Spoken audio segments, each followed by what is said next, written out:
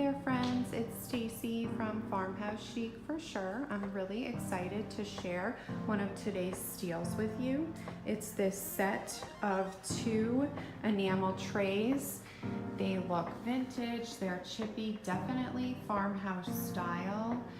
So you get 2, the large and the small. I have them styled together. I really like the extra interest and texture that's added by having them together, but I will show you a few other ways to style them. You can definitely style them separately. And here I've used the smaller tray just to add a simple centerpiece to the coffee table. Add a book bundle and some faux greenery, and you have a simple little display.